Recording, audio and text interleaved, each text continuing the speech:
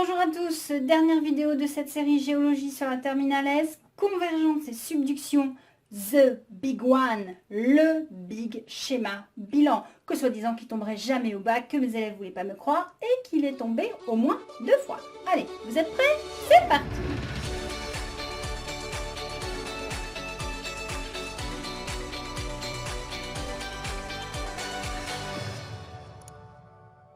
Convergence et subduction, nous allons réaliser the big one, le schéma bilan qui résume tout ce qu'on a vu en géologie en terminale S. Nous avons donc parlé dans les chapitres précédents de convergence et de subduction. Nous avons vu le mécanisme de subduction en détail et le mécanisme de production de croûte continentale. Nous allons donc représenter ces deux phénomènes sur ce schéma. Tout va démarrer au niveau de la dorsale où nous avons de l'accrétion. Je vous rappelle que la dorsale est à l'origine de la fabrication de la croûte océanique, que sous la croûte océanique, nous avons de la péridotite qui va se comporter différemment en fonction de la profondeur. Nous avons tout d'abord une couche de péridotite rigide qui va constituer le manteau dit lithosphérique. La lithosphère, c'est quoi? C'est l'association d'une croûte et d'un manteau rigide. Alors on a la lithosphère océanique et on a la lithosphère continentale. Parce que bien sûr, sous la croûte continentale, nous avons aussi de la péridotite rigide et à partir de 150 km, nous avons l'isotherme 1300 degrés qui est la limite entre le manteau lithosphérique et le manteau asténosphérique qui lui va être un peu plus ductile. Donc si nous avons au niveau de la dorsale un phénomène d'accrétion, nous allons avoir ici disparition de matière par subduction. Le relief géologique associé à cette subduction, c'est la fosse océanique. Entre les deux, nous avons les fameuses plaines abyssales qui descendent en moyenne à 4500 mètres de profondeur. Si nous avons de l'accrétion au niveau de la dorsale et disparition par subduction au niveau de la fosse océanique, au niveau de la croûte continentale, un phénomène de volcanisme explosif, également lui responsable d'accrétion, mais d'accrétion de quoi? De croûte continentale et non plus de croûte océanique. Il y a donc une différence de nature entre la croûte continentale et la croûte océanique. La croûte continentale est constituée principalement de granit. Elle a sa limite avec le manteau à environ 30 km dans les plaines et 70 km sous les chaînes de montagne. Cette limite s'appelle le Moho, la discontinuité de Morovici. Je vous rappelle vos cours de première S. Sous la croûte océanique, le Moho est situé environ à 10 km de profondeur. La roche produite au niveau de la dorsale océanique, c'est du gabbro et du basalte. Et nous allons dans un premier temps nous intéresser plus particulièrement à la dorsale. Donc la dorsale, que se passe-t-il à ce niveau-là? Nous avons une arrivée de magma qui va se retrouver piégé dans une chambre magmatique. Deux possibilités, soit le magma reste sur place et au contact des parois froides va refroidir, formant du gabbro, soit le magma sort et à ce moment-là, nous aurons des pilolavas en surface, nous obtiendrons du basalte. Je vous rappelle que ce magma est obtenu par fusion partielle de la péridotite et donc, soit il reste bloqué en profondeur et il refroidit lentement, nous avons une roche grenue appelée gabbro parce qu'elle est constituée de pyroxène et de plagioclase. Mais voilà, ce gabbro va s'éloigner progressivement de la dorsale puisque nous avons production de matière et hop, le gabbro qui est fabriqué ici va être poussé puisqu'il y en a un autre qui se forme. Ce gabbro a une densité de 2,9. Il va reposer donc sur la péridotite rigide qui elle a une densité à ce niveau de 3,25. La péridotite ductile a une densité de 3,3. Donc jusqu'à présent, tout est en équilibre. Nous avons des couches de densité plus faibles que celles de la sténosphère. Mais voilà, ce gabbro va s'éloigner de la dorsale et il va donc refroidir et va subir un métamorphisme hydrothermal du fait qu'il refroidisse et du fait de la présence de l'eau de mer au-dessus de lui. Le trajet de ce gabbro va démarrer donc à 1200 degrés, à 0 million d'années, la période de fabrication. Et au fur et à mesure qu'il va s'éloigner, il va subir un trajet hydratant où la température va diminuer, mais où la pression va rester constante parce qu'il reste en surface. Donc les transformations vont être d'ordre métamorphique, c'est-à-dire transformation à l'état solide. Pourquoi? Parce qu'on rajoute de l'eau. À ce moment-là, pyroxène et plagioclase vont réagir pour former de l'amphibole qui s'appelle de la hornblende dans la famille des amphiboles. Donc cette hornblende apparaît par réaction entre le pyroxène et le plagioclase. Sauf que voilà, notre gabbro à hornblende continue de s'éloigner de la dorsale, il va continuer à recevoir de l'eau et le plagioclase et la hornblende vont réagir ensemble pour se réorganiser et former des minéraux de couleur verte, la chlorite et l'actinote. Nous sommes dans le domaine de métamorphisme des schistes verts. Mais voilà, à partir de ce moment-là, la lithosphère océanique s'enfonce et donc les métagabbros de faciès schistes verts vont subir une augmentation de pression et de température. La chlorite et l'actinote vont réagir ensemble pour donner un nouveau minéral. Ce nouveau minéral est de couleur bleue, il s'appelle le glaucophane. Il est formé par réaction donc de la chlorite et de l'actinote et il va perdre de l'eau. Nous nous enfonçons en profondeur et l'eau, elle n'aime pas ça, donc l'eau s'échappe. Nous avons donc ici des métagabbros dits de faciès schiste bleu, c'est-à-dire l'ensemble des conditions pression-température qui transforment les roches en schiste de couleur bleue. Alors ils ne sont pas super bleu pétard fluo, hein, mais ils sont bleus. Et donc tout au long de l'enfouissement, il va y avoir perte d'eau. Alors bien sûr, ça frotte. Qui dit frotter, dit séisme. Donc on va avoir ici les fameux séismes qui correspondent au plan de Wadati-Benioff que vous avez étudié en première S. Quand les métagabbros à faciès schiste bleu continuent de s'enfoncer, il va y avoir de nouvelles réactions puisque la pression augmente. Ces nouvelles réactions qui se passent entre le glaucophane et l'albite vont être à l'origine de l'apparition des grenats, toujours avec une perte d'eau qui est associée. Nous sommes maintenant dans le domaine des éclogies. Les séismes continuent parce que bien sûr, la lithosphère océanique est rigide, elle s'enfonce dans de la péridotite rigide, donc ça frotte, il y a toujours des séismes. Et on va continuer à perdre un petit peu d'eau ici. On peut se demander pourquoi, à ce niveau-là, la lithosphère océanique plonge. Quel est le moteur de cette subduction? Reprenons le début du trajet. Nous avons un trajet hydratant avec au départ donc un gabbro de densité 2,9 qui repose sur une péridotite rigide 3,25 qui repose sur une péridotite ductile 3,3. Cette densité, elle ne varie pas, elle est toujours la même.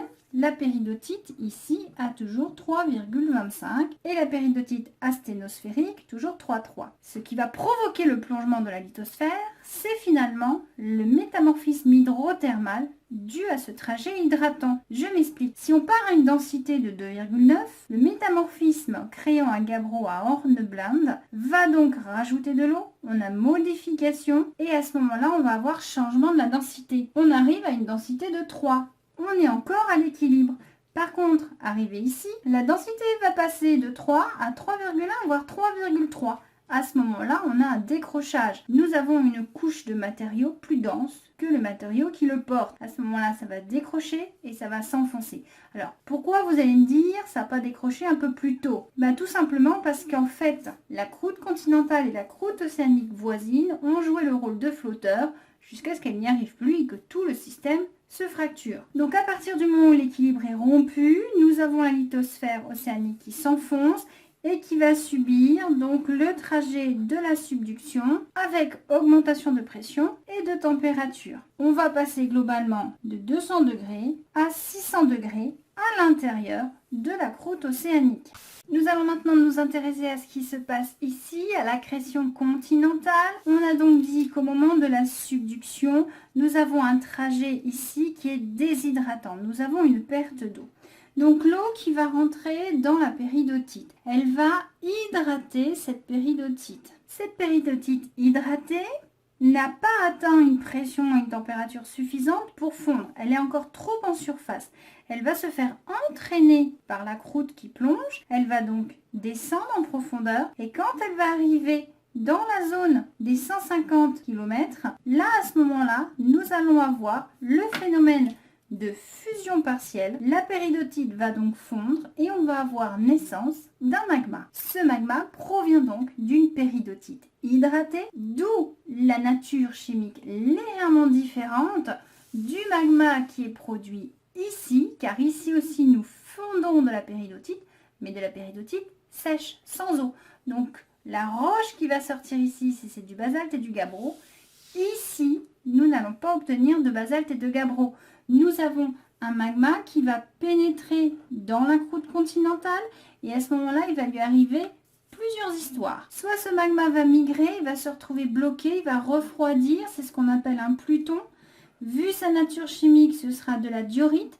Ça peut être de la granodiorite si jamais il s'est contaminé en faisant fondre la roche acide qui se trouve tout autour. Soit ce magma va continuer de monter et on va avoir sur son trajet une chambre magmatique. Il va avoir du mal parfois à sortir, alors il peut rester bloqué en profondeur. Et s'il arrive à se frayer un chemin, ce magma étant tellement riche en silice qu'il va créer donc un dôme. Et en fonction de la teneur en silice, on aura soit de l'andésite, soit de la rhyolite qui se forme. Maintenant, ce magma peut être bloqué en profondeur. Qu'est-ce qu'il va faire? Il va commencer une cristallisation. Donc, il y a des cristaux qui vont se former, qui vont se déposer. On va être dans le même cas qu'ici. On va fabriquer de la diorite ou de la granodiorite. Mais voilà, en supposant que le magma ne reste pas coincé, le liquide résiduel qui est au-dessus va réussir à migrer, hop, il va se déplacer, et lui aussi va se retrouver à un moment donné bloqué. Il va lui aussi cristalliser, c'est-à-dire en refroidissant, des minéraux se forment, s'arrangent. Nous allons avoir à ce moment-là non plus de la granodiorite ou de la diorite, mais comme nous avons un liquide encore plus acide, parce qu'il y a eu ce qu'on appelle le principe de cristallisation fractionnée, on a laissé des éléments chimiques ici, donc les proportions relatives des autres éléments chimiques augmentent. Donc le liquide résiduel n'a pas la même composition que le liquide de départ. Donc rebelote ici, le liquide résiduel vient, il cristallise, il va lui aussi perdre des éléments chimiques et le nouveau liquide résiduel va se déplacer et va éventuellement lui aussi se retrouver bloqué. On va avoir à ce moment-là une dernière cristallisation et on va de nouveau avoir un pluton. Donc dans le cas des cristallisations les plus poussées, on va obtenir donc du granit. Maintenant voilà comment par des processus de contamination, de cristallisation fractionnée, on obtient des roches acides à partir d'un magma plutôt basique. Maintenant, qu'est-ce qui se passe? Cette croûte continentale, elle ne va pas rester comme ça, elle est à l'extérieur, elle est soumise à l'influence des facteurs d'érosion, et par l'érosion, donc, l'érosion va creuser et va mettre à jour les plutons granitiques. Donc on peut très bien voir en surface une belle tache ronde sur une carte géologique parce qu'en fait c'était un pluton avant mais qui a été érodé. En supposant là, hop, qu'il soit venu d'ici par exemple. Voilà. Donc là l'érosion elle a fait son travail et du coup on va avoir des sédiments qui vont être transportés par l'eau, le vent jusqu'à la mer. Ces sédiments, donc les plus lourds, vont se déposer tout de suite et les plus légers vont réussir à aller plus loin et vont se déposer. Dans tous les cas, la sédimentation se fait en fonction du poids. Alors les sédiments vont se déposer ici, mais attention, comme on a un phénomène de tapis roulant, on a un petit peu de sédiments qui se déposent là, mais ils sont très vite entraînés à côté. Donc le morceau qui vient se mettre là, il n'a pas de sédiments. Par contre, le morceau qui s'est déplacé ici, lui, il continue de recevoir des sédiments. Donc c'est pour ça que plus on s'éloigne de la dorsale, plus l'épaisseur de sédiments est importante. Et qu'est-ce qui va se passer au niveau de la fosse océanique? On va avoir un problème, c'est que la densité des sédiments, elle est plus faible que celle de la croûte océanique et ces sédiments ne vont pas réussir à rentrer en subduction.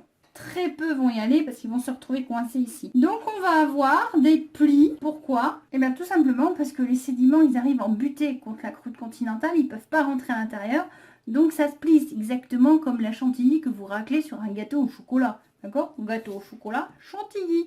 Voilà. Donc ici, l'érosion participe donc forcément à la sédimentation, à la création de nouvelles roches, les roches sédimentaires. Alors tout ce système est possible grâce au mouvement tectonique. Nous avons au niveau de la dorsale accrétion, c'est-à-dire que nous avons des mouvements de divergence. Et parce qu'il y a de la divergence ici, il va y avoir ici convergence. Alors bien sûr, il y a les mouvements tectoniques, divergence, convergence, et c'est ce qui fait que la plaque est en subduction. Maintenant, n'oubliez pas qu'associé au mouvement tectonique, il y a la notion de densité. Et donc ici, on a dit que la lithosphère décrochait, qu'elle plongeait. Et n'oubliez pas qu'au fur et à mesure qu'elle plonge, sa densité va changer puisque les minéraux vont changer. On va passer à une densité de 3,1, 3,3 à une densité de 3,2 à 3,4 jusqu'à atteindre une densité de 3,5. Et à ce moment-là, nous avons ici ce qu'on appelle le phénomène de traction gravitaire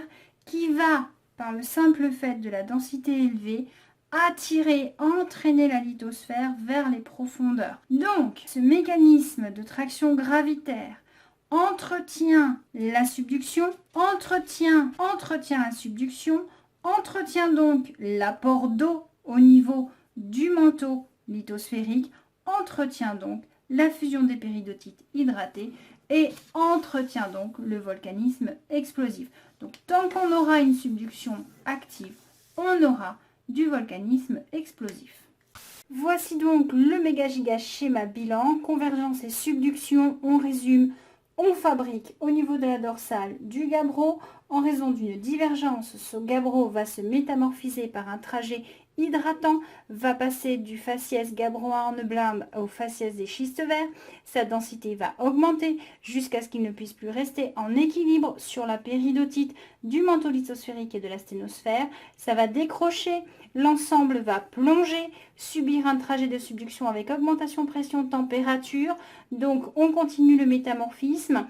On va obtenir des roches de densité de plus en plus élevée jusqu'au stade éclogite qui vont provoquer à ce moment-là une traction gravitaire. Mais voilà, sur le trajet, bien sûr, nous avons des séismes parce que ça frotte. Nous avons intrusion d'eau dans la péridotite du manteau. Cette péridotite hydratée n'est pas suffisamment entrée en profondeur pour entrer en fusion. Elle va être entraînée par la croûte océanique subduite. Arrivée vers 150 km de profondeur, elle a atteint des pressions-températures suffisantes pour fondre, fusion partielle. On va avoir un magma avec des minéraux hydratés qui va se former. Ce magma va remonter, va devoir traverser la croûte continentale et par différents mécanismes, soit de cristallisation fractionnée, soit de contamination, ce magma plutôt basique va finir par donner des magmas acides à l'origine de la croûte continentale.